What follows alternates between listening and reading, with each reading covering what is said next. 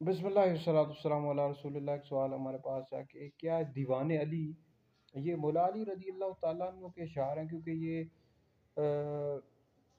در مختار اور اس کی جو شرح رد المحتار، اس میں مولا علی رضی اللہ تعالیٰ عنہ کی طرف یہ اشعار منسوب کیے گئے ہیں اور کہا گیا ہے کہ مولا علی رضی اللہ تعالیٰ عنہ کے یہ اشعار ہیں۔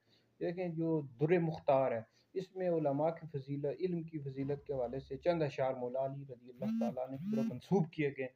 اس طرح اس کی جو شرح ہے رد المحتار، اس میں بھی مولا علی رضی اللہ تعالیٰ عنہ کی طرف چند اشعار منسوب کیے گئے ہیں۔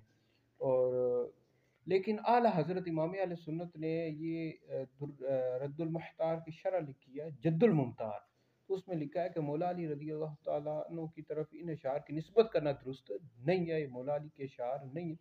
آپ سے چند اشعار مروی ہیں مولا علی پاک رضی اللہ تعالیٰ عنہ سے، اور وہ جو اشعار ہیں دیوان علی کے، وہ ایک علی کروانی ایک شخص تھا، محی الدین ابن عربی رحمۃ اللہ علیہ لکھا ہے محاضرات الابرار کتاب میں، علی کروانی ایک شخص تھا، اس کی یہ اشعار ہیں، ٹھیک ہے۔